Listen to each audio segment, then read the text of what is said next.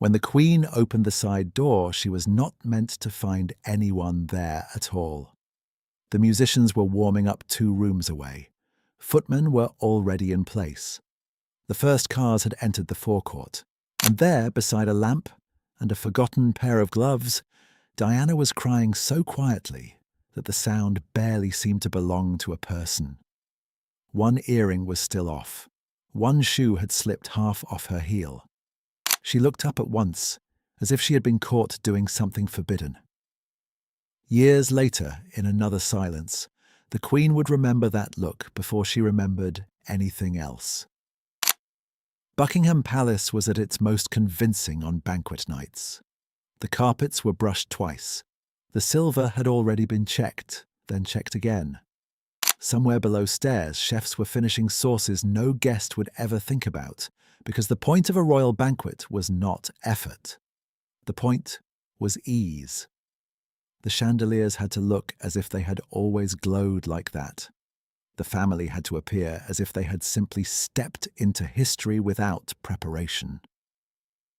And if these quiet royal moments are the reason you're here, subscribe before we go further, because this one lived in the space just before the doors opened.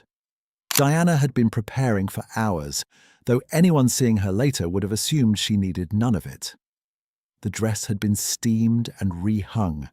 The sash had been adjusted twice because it kept turning at the shoulder.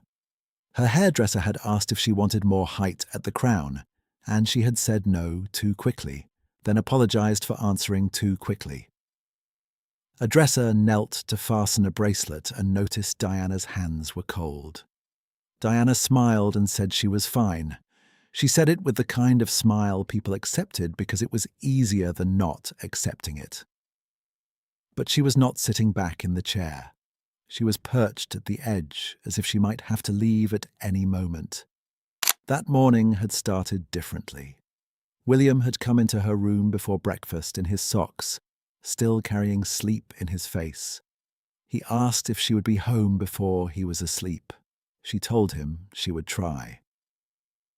He looked at the gown bag by the wardrobe and asked whether it was the sparkly one. She laughed, but not for long. Then he watched her in that direct way children do, without politeness, without strategy. "Are you tired?" he asked. She said no. Then, because he kept looking, she added, "Only the sort that goes away." He nodded, but not because he believed her.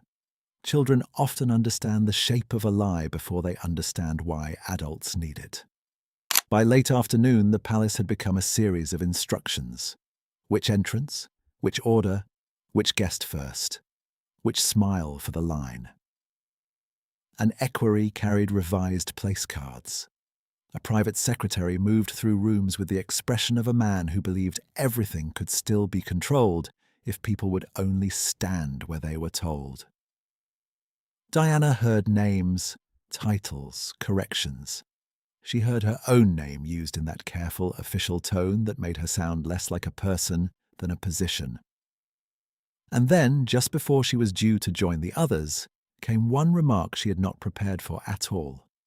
Lightly spoken, almost careless, about the evening, about attention, about how she had a way of becoming the story even when she was only meant to be part of the setting. It was not cruel by the standards of that world. That was what made it worse. It was one of those polished little wounds that could be dismissed later because nobody had raised their voice. Diana did not answer.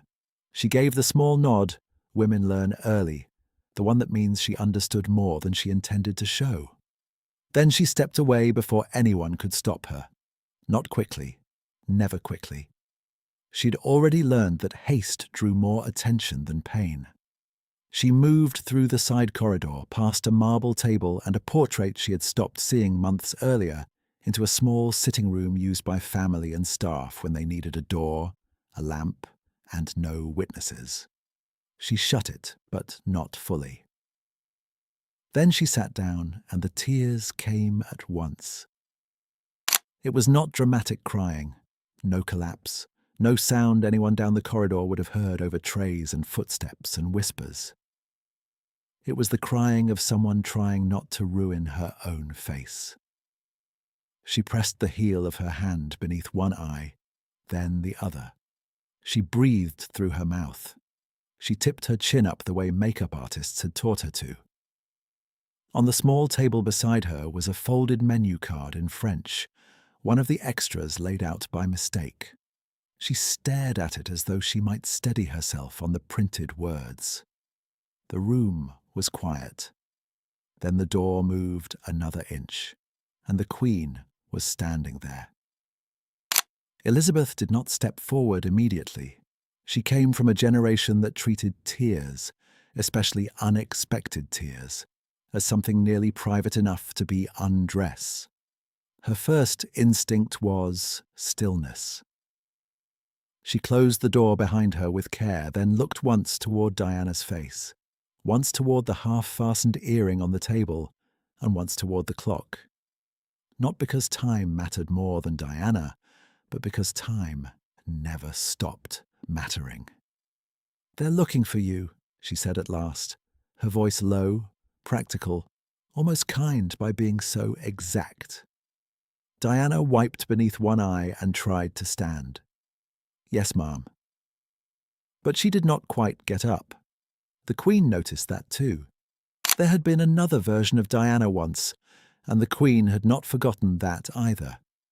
A much younger girl at Balmoral, laughing too loudly at something Philip said, and then going pink with embarrassment. A girl who seemed, at first, both shy and game. Suitable was the word people around the Queen used in those days. Fresh, good with children, easy to place. What nobody had asked carefully enough was what happened to a young woman once she was no longer being welcomed, only managed. Elizabeth, who had spent her life being watched without being explained, understood observation. What she understood less easily was need. And Diana, from the beginning, had needed something no institution knew how to provide. "Has someone upset you?" the Queen asked. It was not a tender question. It was an exact one. Diana shook her head too fast, then gave a small, helpless laugh. "No," she said. "Not exactly." The Queen waited. She could let silence grow until it became more useful than speech. Diana looked down at her hands. "I can go in," she said after a pause. "That isn't the problem." The Queen said nothing. Diana lifted her head then, and there was something tired in her face that had nothing to do with the evening alone. "They only like me when I arrive," finished. The room stayed still after she said it.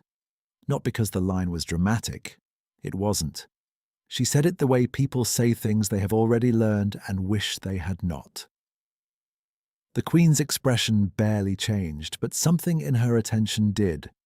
She looked at Diana not as the Princess of Wales, not as the beautiful complication half the household discussed in lowered voices, but as a very young woman who had understood the mechanism around her faster than many people twice her age. Elizabeth took out her handkerchief and placed it, not in Diana's hand, but on the table within reach. An old-fashioned gesture, almost formal. "Then take another minute," she said. "Not longer. Another minute." Diana laughed once through her nose, brief and involuntary. She picked up the handkerchief and dabbed carefully beneath each eye. "I'm sorry," she said. The Queen shook her head. "For what?" Diana did not answer because there were too many possible answers and none of them could be safely spoken in a room where the Crown was technically present. The Queen stepped closer then, and for the first time that evening she did something almost maternal, though she would never have called it that. She lifted the loose earring from the table and held it out. Diana took it with steadier fingers this time. If you've ever watched someone hold themselves together in public after breaking in private, tell me in the comments, because the next part is always the strangest. It is not the breaking, it is how quickly the world resumes asking for the performance. When they entered the state rooms, nobody saw a crisis. That was the point. The doors opened, names were announced, the line moved. Guests smiled in the careful international language of rank and reassurance. Diana was luminous in the way photographs later flattened and simplified, but in person it was more than beauty. It was concentration. She seemed to gather the room toward her without appearing to take anything. A diplomat's wife leaned in and relaxed at once. An elderly guest said something too softly, and Diana bent as though the exchange mattered. Across the room, the Queen watched with the faint stillness of someone recognizing both a gift and a cost. No one else would have noticed the slight delay before Diana's first smile. The Queen did. The ballroom was brilliant, almost impersonal in its perfection. Candlelight caught in glass. Orders and decorations flashed when people turned. The table stretched beneath flowers and silver so polished that faces appeared in fragments on its surface. Nothing about the room allowed for private distress. That was why it suited royal life so well. It transformed feeling into posture. It made everyone look composed, even when they were not. Diana understood this better than most. She moved through the courses as though she had been born to do it. The Queen, 2 places away and speaking when required, saw that she was doing it by force. There was a moment between courses when the music shifted and conversation loosened. Charles was speaking to someone on his right and did not look toward her. Diana, smiling at a guest on her left, lowered her hand to her lap for the briefest second. Such a small movement, most people would have missed it. But the Queen had spent her life reading what people tried not to show. Diana's fingers had curled inward, not gracefully, not socially, but as if they were holding on to something invisible and refusing to drop it. Then the expression was gone. She asked a question. She listened. She tilted her head. The room approved. It always approved once she arrived, finished. What people said later, in newspapers and drawing rooms and after-dinner certainty, was that Diana loved attention and knew exactly how to use it. What almost nobody understood was how much discipline it took for her to be so available to strangers while growing less legible to the people nearest her. That was the contrast the Queen could never quite explain, even to herself. Publicly, Diana made contact seem effortless. Privately, she sometimes entered a room as though bracing against weather. Power looked one way beneath chandeliers and another way near a half-closed door. If you've ever seen that difference inside a family, you already know how much can be hidden by good manners. After the final course, after the speeches, after the laughter that never belonged entirely to anyone in the room, the evening began to loosen. Guests withdrew by rank. Cars were called. Footmen resumed their silent efficiency. The palace slowly shifted from display back into machinery.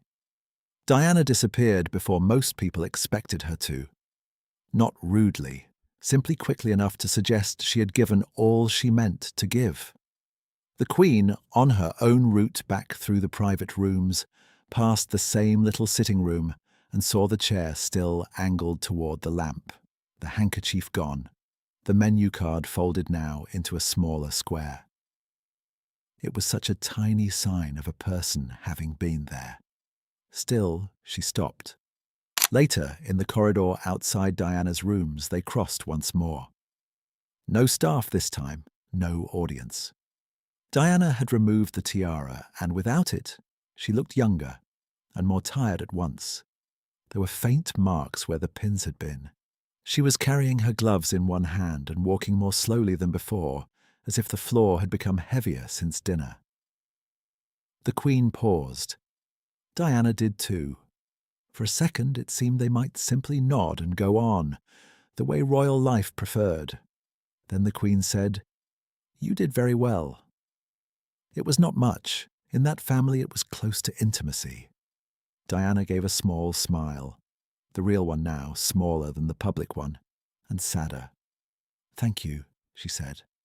And then, after a pause, so did you. The years after that would become noisier. Leaks, books, briefings, interviews, loyalties offered and withdrawn. People would explain Diana too quickly. Some would call her unstable because tears made them uncomfortable. Others would call her manipulative because charm made them suspicious. Inside palaces, certainty was often just a more polished form of fear. But the Queen never again heard certain judgments without remembering that little side room before the banquet. The slipped shoe, the untouched chair back because Diana had not leaned into it. The sentence spoken without self-pity. They only like me when I arrive finished. Elizabeth did not become suddenly expressive after that. She did not turn into the kind of woman Diana might once have hoped for. But she remembered. And memory mattered more to the Queen than many people knew. It shaped what she withheld. It shaped sometimes what she allowed. On certain evenings after that, when Diana entered a room late and radiant and the room visibly changed around her, the Queen would look only once, then look away. Not out of indifference, out of recognition. She knew now that public ease could be purchased privately at great cost. She also knew, perhaps too late and too privately, that a person could be difficult and wounded, disruptive and sincere, exhausting and entirely right about what was happening to her. Institutions preferred cleaner categories. Human beings rarely offered them. Years later, after everything had broken open, the Queen would see William standing in a doorway with that same watchful stillness children carry when adults think they are not listening. It was evening. The house was quiet in the uneasy way large houses become quiet after bad news. He did not ask a question. He only stood there already understanding that whatever had happened had reached him too. For one brief moment, Elizabeth saw not only her grandson, but the morning boy in socks asking his mother whether she was tired. And, behind that, the young woman in the side room trying not to ruin her face before the doors opened. That was what she never forgot. Not simply that Diana had cried. People cry. Palaces, however hard they try, do not prevent that. It was that she had still gone in. She had stood under the lights, taken the hands, heard the names, worn the jewels, found the right laugh, asked the right question, and given the room exactly what it had come for. And in the private arithmetic of monarchy, that sort of endurance was both expected and almost never acknowledged. The Queen, who had built her whole life around duty, recognized duty when she saw it. Even when it arrived in a form the institution did not know how to praise. Much later, on an evening when the palace was empty of guests and the ballroom had gone dark except for a few lamps left on by habit, the Queen paused at the threshold on her way past. The long table was gone. The flowers were gone. No music, no announcements, only polished floor and silence.